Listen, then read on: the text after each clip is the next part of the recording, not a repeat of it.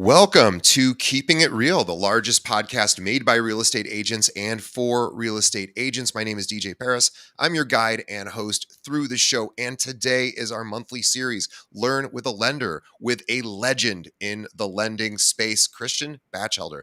Let me tell you more about Christian. He, together with David Green, Christian co-founded the One Brokerage, deemed the fastest growing broker in the nation in 2021 and 2022, ranked in the top 20 brokerages by funded loan volume. Christian's a UC Berkeley grad.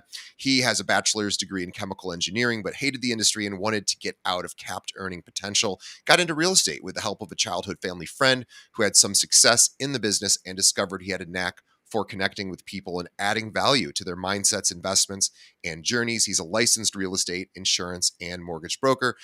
Christian regularly hosts masterminds, seminars, and webinars with real estate gurus. He teaches people everything from investing principles to how to buy your thousandth property with a focus on what markets to target, how to find the best loan, and how to protect one's investments with insurance policies and other forms of asset protection.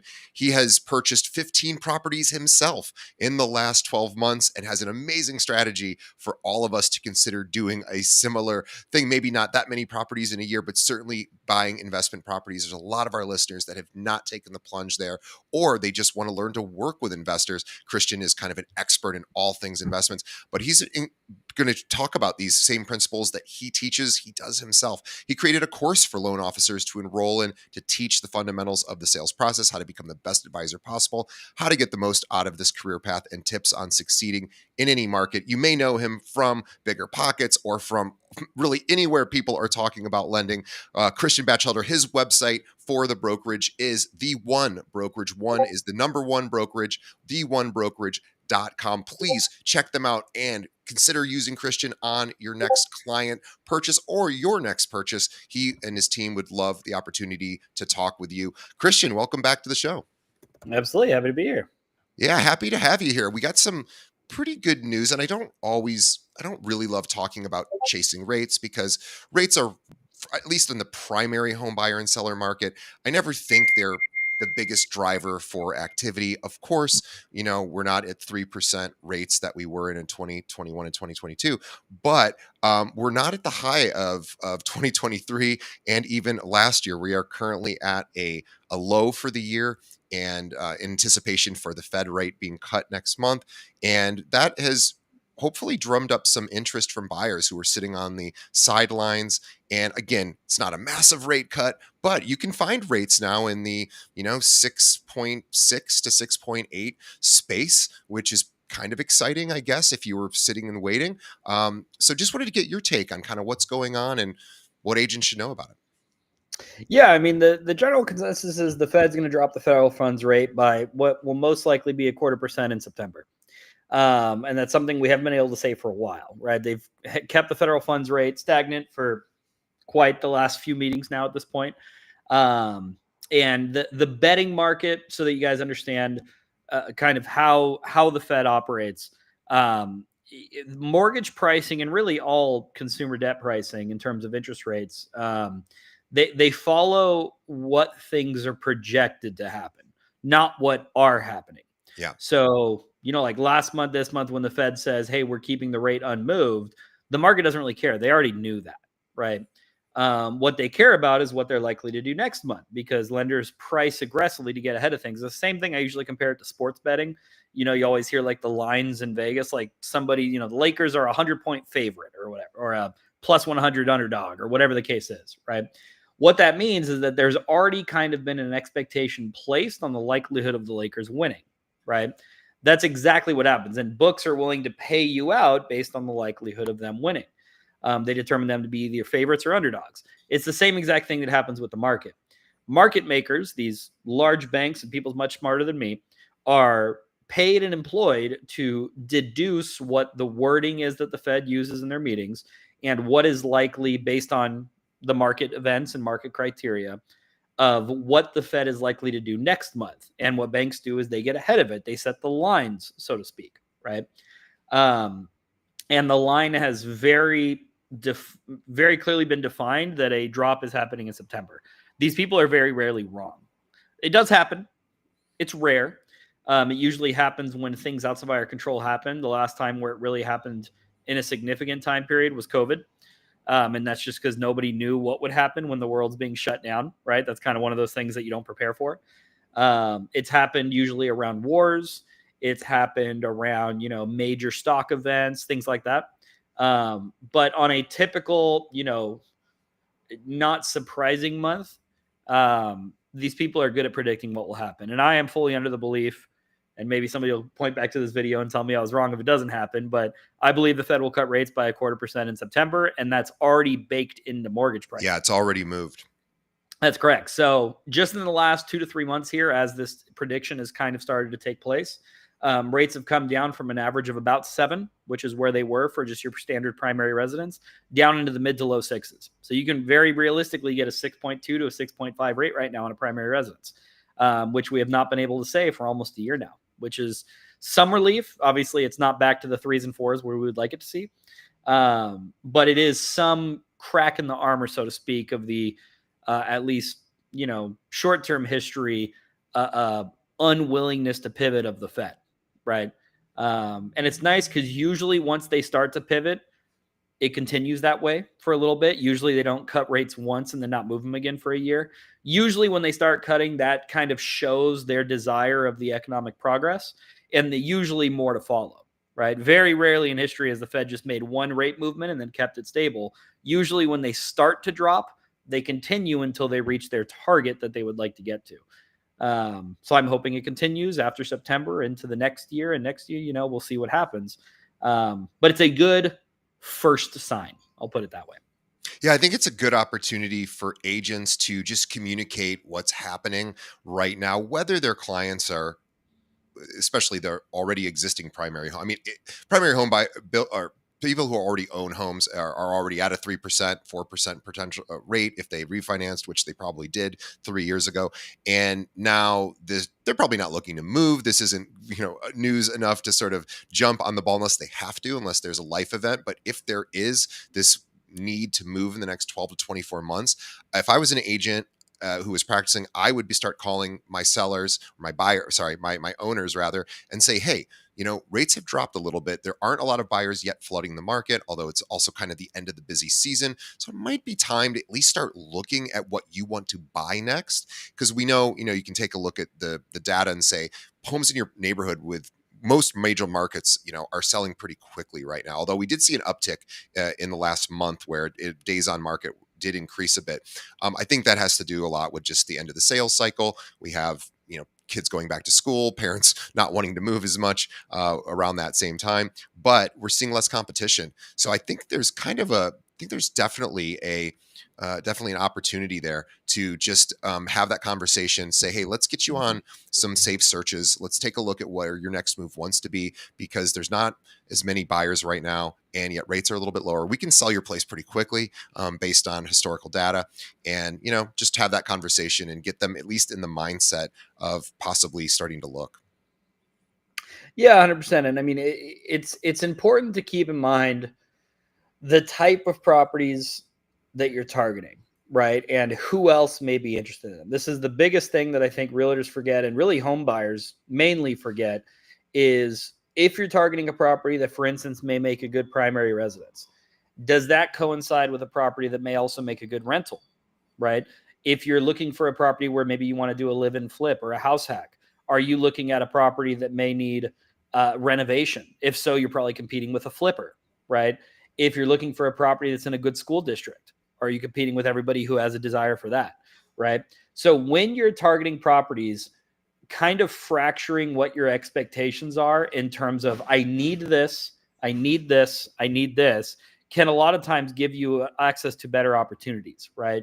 Where if you're in one of the markets in America that is very heavy in investments, right? I think of like the Midwest, right? If you're in Cleveland, if you're in Indianapolis, if you're in Memphis, if you're in, these traditionally more investor-centric markets, is there a benefit of maybe you going outside into the suburbs a little bit? Is there a benefit to you getting outside of the city center where you may not get as many investors and there may be more opportunity? Now, sure, you're trading off maybe a different school district, a commute to work, etc., but you're artificially limiting the desire for those properties and putting yourself in a better position to get your offer accepted, right?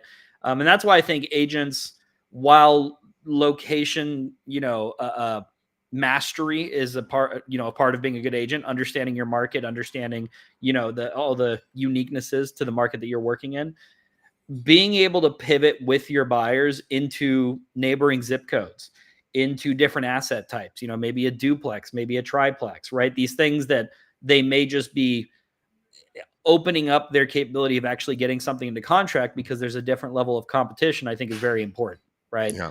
And remember, even though that 6% doesn't look as good as that 4% for you as your primary residence, an investor may love it, right? An investor may look at that property and see the tax benefit. They may see depreciation happening. They may see the cash flow. They may see the value add potential. And they're not buying it for the reasons you are, right? And that's why, getting an agent who can get an understanding of, what interest that property is going to have, maybe somebody who has some experience listing homes in that area, right, is vital to getting your offer accepted. And specifically for the agents, being able to answer these questions are important, right? Like, who's going to be my potential competition on this deal? And how can we make sure that we structure our offer in a way that puts us in the best chance of getting it accepted, right? Very, very, very important. I'd like to talk a little bit about tariffs only because we're hearing a lot of that currently in the news. Tariffs are finally starting to come to fruition. And I always wonder about how that affects developers, because I always think developers are the canary in the coal mine for sort of knowing what's going on in the housing market. And even though they look for very different things than primary buyers and sellers, it still tells us kind of the sort of the what's the scent the market at the moment. So what are you seeing and hearing from investors? You work with a lot of them, developers, are they worried about, especially builders, are they worried about tariffs? Yeah, tariffs obviously are always going to have an impact because of cost of materials, right? Steel, lumber, piping, that it has to come from somewhere, right? And if it's coming from out of the country, which historically a lot of it has, American manufacturing isn't what it used to be, right? We get a lot of our supplies out of the country now at this point. 100% that's going to impact the cost of their development. Now, what a lot of builders are doing, as their end product, right? Their finished houses sit on market and maybe don't have the same buyer pool that they thought they would have when they started. They're offering credits, they're offering incentives, they're offering lender credits, builder credits, right?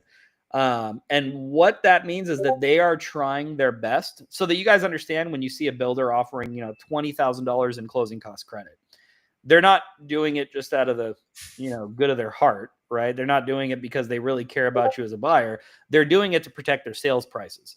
Because if they instead were to drop that sales price by 20K, what does that do to all of the other properties that they built? Right? That means they're now establishing the market basis of what that house is worth.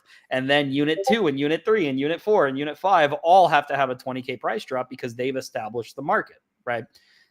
That's what they're trying to avoid. Whereas if you work into a seller credit, they can keep it at that target price point, not impact all their future sales, but still give you some incentive to move. Now, new builds are tricky because you're paying retail price. You're not getting a market discount because builders are very firm in their sales prices. But there is an opportunity there where if you are targeting a property that's going to have very little maintenance in your first year owning it, it's brand new. A lot of times it comes with a builder warranty, right? It could be a very good opportunity to get in with a low operational cost and take advantage of these builders that are panicking a little bit, right? Have them pay your closing costs, have them buy your rate down. And when we're talking about getting a 6.25 or 6.5 rate, if I have 20K of builder funds to pay down your rate for it, you're getting a rate in the fives, right? Maybe the low fives even.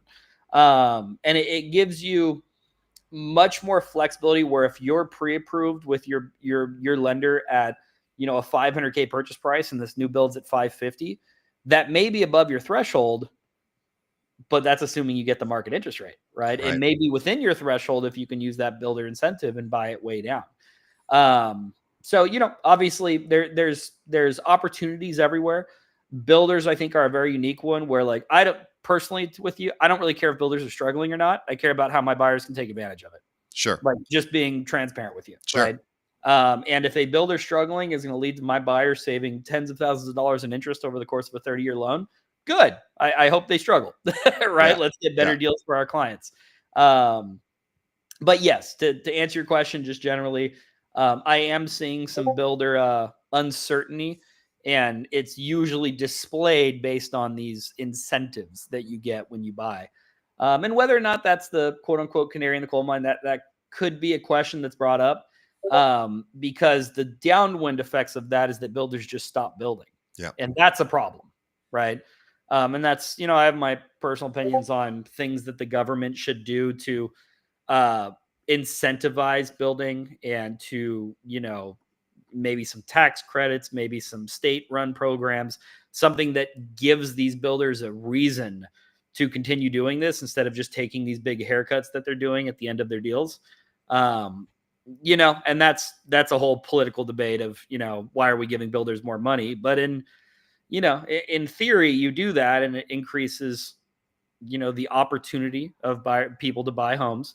It decreases the housing gap and ultimately gets more people homed. And that's what we all really want to see. I want everybody to see owning their own property, right? I think that would put America in a much better position. And I know you are such a champion for real estate agents investing in obviously cash flow properties, which obviously there's so many benefits to doing that. But there's also a skill set to learn. And many agents really only work with primary buyers and sellers. They only have a primary home themselves and they don't really know the lingo. They don't understand you. Even in high interest rate environments, we're making lots of investments in the last 12 to 24 months. You continue to do so rates don't really affect you much. I guess obviously they're important, but at the end of the day, you're looking for things like depreciation, tax advantages. You're looking for cash flow. Walk us through just a little bit about how you, and also, by the way, you look all over the country. You're also not somebody that just looks locally. Yeah. And to be able to make something work in another state where someone else is managing it is, it even that even increases the skill level, I suppose, or the difficulty. And yet you do that consistently. So not to give away, do a whole course, of course, here on this episode, but what do you look for when you're looking at properties to invest? Because I know you're always looking. Yeah. I mean, I have kind of my buy box, so to speak. And I teach people how to set up their buy boxes. I would say there's not one that's always going to be the best fit for everybody because there's different levels of risk and reward, right?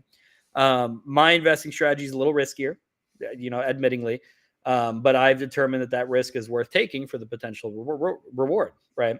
I'm a short-term rental investor, so I provide, vacation amenities. I believe in providing a good experience.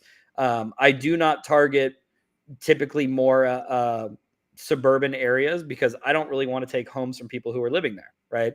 I target vacation destinations. I target places where people don't really live, up in the middle of the Smoky Mountains in Tennessee, for instance. Nobody's like living there. Nobody's living in a big cabin, right? Those are typically places that people go to for a vacation, for an experience, for, an opportunity to get in one with nature, get in touch with nature or whatever the case is. So I do have a big challenge with the surge of Airbnbs and kind of a moral dilemma there that I don't want to be taking grandma's house and turning it into an Airbnb, right? Which I think people should pay more attention to because even though the numbers may work, like what are we really accomplishing there, right? But just in terms of my buy box, obviously I do look for cash flow, but it's not the only thing. I look for value add opportunities, so places that I can get into lower than the market, get some seller credit, get some repairs done, increase the value of the asset. And really my biggest motivation in investing is the tax benefits. And that sounds like, a capitalist, and regardless of your political, affiliation, there are very defined codes and opportunities in the tax code that allow you to, really the American government is incentivizing investment. Yeah, Right. That's the way to think about it. And if I can put $100,000 into the down payment of a property instead of sending it to the IRS, I'm going to do that every time. sure. Right. There's Nobody never pays a dollar more in taxes than they need to. exactly, and all these people that you hear, brag, if you guys are, following real estate people like, Robert Kiyosaki always brags that I don't pay taxes because I'm smart, or Trump said that, right? Trump said, like, I remember when he was debating Hillary Clinton, he said, I don't pay taxes because of the system you created, right? Right. It's not like these people are brilliant. It's not like they're paying, their CPAs hundreds of thousands of dollars to commit tax fraud. They're doing one thing and one thing only. They are depreciating real estate. Yeah. That's it. That's the secret. There's no crazy special tax code. There's no workaround. There's no fraud happening. They are depreciating real estate, and they are wiping out their personal income for that. Right. Yeah. And you can front load depreciation in a lot of cases.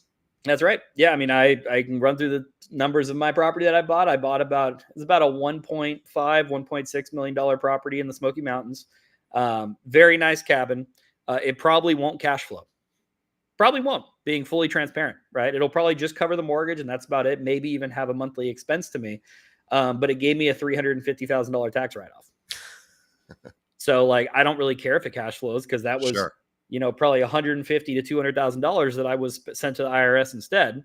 Instead, I put that as a down payment on the property, and I actually got something back for it. What do you get for the money you send to the IRS? Yeah. Debatable, right? But I don't feel like I get much. So I'd rather that go into a property and fully legal, not doing anything weird, nothing, morally ambiguous, right? I'm taking advantage of the incentives that the IRS has put in the US tax code, which is allowed, right?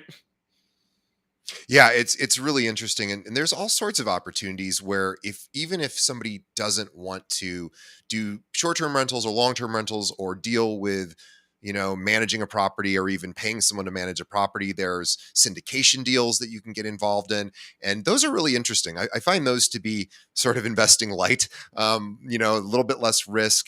You let another group do all the heavy lifting, and you still get to you still get to take advantage of the depreciation. And, there's a lot of good reasons why people do that. And you basically buy shares of a trust that's, doing like a commercial development or a commercial, a retail center, for example. Absolutely. And I've found there's all sorts of really cool ways, and agents would do themselves well to learn some of these tactics and strategies, because really they can bring that to their buyers, their primary home residence buyers, to increase, their net worth through passive investing, or even just reduce, like you said, your tax liability for your primary income. I mean, geez, if I could reduce mine by 200,000, that would be a really nice day. And we're always looking for opportunities to do that. Where are you seeing in short-term rentals? Are you seeing still a lot of opportunities in various markets, or is that getting more saturated now since Airbnb is so popular? Obviously, there's just more investors or more people willing to take those properties and do that short-term investing. Or short-term rentals, is that more challenging these days? I would say it's challenging for probably reasons that people wouldn't anticipate. I don't think it's oversaturated. I think it's undersaturated with good ones, oversaturated with bad ones, right? In the same way that I lit off with, everybody was trying to convert grandma's house into an Airbnb. There's a reason why that didn't work, right? But providing a unique experience in a unique market that stands out, there's still a supreme lack of that, right? I don't know how much you travel, DJ. I travel a lot for work. I stay in Airbnbs when I travel. I don't remember the last time. I almost always do. Yeah, I don't remember the last time I was in a hotel, Yeah. and I can count probably on one hand the really good top of the line experiences that I've had in Airbnbs, and it's unfortunate. I haven't experienced very many good ones, and that's something that if that's your desire, you should do it in a way that, number one, doesn't take homes away from regular home buyers. But number two, if you're going to do it well. It's just like anything. Like, I wouldn't recommend you go to work and like half-ass your job. Like, if you're going to work good, right? Work well, shoot for that promotion, potentially pick up overtime, whatever the case is, right? Anything worth doing is worth doing well, in my book. And a lot of people, instead of trying to adhere to those kind of standards, they pull up AirDNA and they look at cash flow and they say, oh, cool. Well, that looks easy. And it's not. And people get dismayed by it, and people get, they beat themselves up because they failed. But really, you failed in planning, not executing. You just didn't plan it well. So for people who are looking to do that and actually provide a value, I do not think it's oversaturated at all. I think there is plenty of opportunity for good operators. And that goes with long-term rentals too. How many long-term rentals do you know that people like really love their landlord? Right. Probably not very many, But the ones that do pay their rent on time and have a much better experience, right? Like as a landlord, you should care about how comfortable and confident you are in your tenants. You should. That's a big impact of success in investing. It's funny. One of the little sort of funny sort of truths about short-term rentals, which I wouldn't have guessed because I'm not a short-term rental investor myself, but that actually the wear and tear on properties tends to be much less than, which of course makes sense if you think about it, than long-term rentals, because they're in and out of there in a couple of days. They're not putting as much stress on the property in most cases. They're not utilizing all of the different rooms and amenities. They're in and out, but it's kind of funny to think that more traffic is coming in and out of there, but you potentially are maybe holding on to that property for longer than even having a great tenant in there, 12 months of the year. Yeah. Well, you're also checking in on it more, right? Yeah. In between every stay, you usually Yeah. have a plan. Good point. So like if you have somebody who, pops a leak in the bathroom, and the sink or the tub or the shower head or something leaks, a long-term tenant may just say, "Oh, it's not really a big deal," and let it leak for 12 months. And like how much damage is done over that time. Whereas if something pops a leak on a 2-night stay, you're seeing it after their 2-night stay, right? Your Yeah. cleaner, your manager, your maintenance tech goes in and says, "Oh, hey, problem, let's fix it." So your response rate is much quicker. Now, obviously, if you have a really good, responsible tenant that notifies you, then that's, kind of remedied a little bit there. But it's forced on a short-term rental, right? Yeah. Your things are brought to your attention. Now, it sucks because your operation costs are heavier because you're fixing things more often, Sure. right? But it limits those huge expenses that come from significant, neglect that happens when somebody stays there for 12, 24, 36 months at a time, right? Yeah. And, it's again, just the idea, if I was an agent that was looking into either getting into short-term rentals or long-term rentals and just trying to find my first property, whether it's in my local area or in the case, what your buy box, you're looking in vacation areas for short-term, where would you recommend I start researching? What would be my first step? What would be the first place I should go to just increase my knowledge set? Yeah, number one, I would talk to somebody who does it. Yeah. You're going to skip so many mistakes by just simple talk to somebody who has done it, right? If you're interested about the lending portion, talk to me. I'm an operator as well. There's a lot of services online. I know a lot of influencers, people. I wouldn't go pay for a $10,000 or $20,000 course, probably, right? There's plenty of them that you can go send money to, and they'll give you a buy box. But there's a lot of free information as well, right? I'd educate yourself first, second, and third priority, and then start to execute your plan only once you have at least a base level amount of confidence, and you're being advised by a good team, right? Somebody who knows the system. Talk to some property managers, right? Talk to an investor-minded agent in the area, right? If that's you, increase your knowledge about investor-minded purchases, right? It's the power is in your network and your knowledge almost in every aspect of real estate, even if you're buying your primary home, right? The way that your agent negotiates, or you being the listener as the agent negotiate, like that's like half of the success of the borrower's, game plan there is what you buy it for, Yep. right? What the terms you get on it is, what your structure is when you first enter, right? I mean, you can do all the post-purchase things you want, all the renovations, all the thing, but if you didn't buy it well, the whole thing could crumble, right? Yeah, I even, it's funny you talking about, finding experts in your local area. I am looking to make a move here in the next 4 to 6 months, and I just called the top agents in the area that I'm looking to buy in, even though I'm technically an agent and I'm not going to be using them. I called them and I said, "Hey, I'm moving into your area. You're one of the top.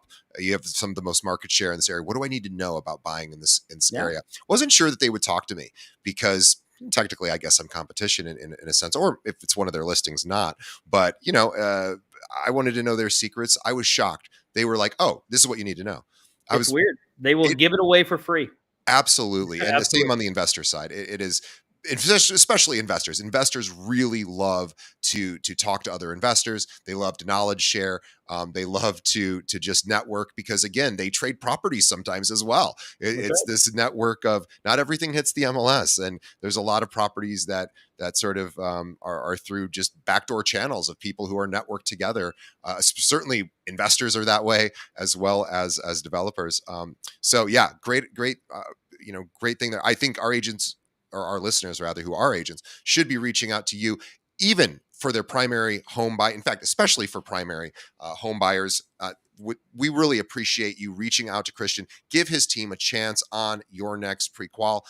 Reach out to him, the1brokerage.com. He is truly an expert in all things lending, and he will not only does he have this knowledge, he has access to tons of different lenders. So he goes and shops it out. He looks for the best opportunities, the most creative ways to get your clients to the finish line. And he's just the guy to do it. So reach out to him. Visit the1brokerage.com on your next buyer deal. Let him be even your backup offer. Even if you already have a lender you're working with, let him show you what he and his team can do. They really are truly remarkable, and they have a lot of credibility from all the experience. And Christian is just the man. So Christian, we would thank you once again for another great episode.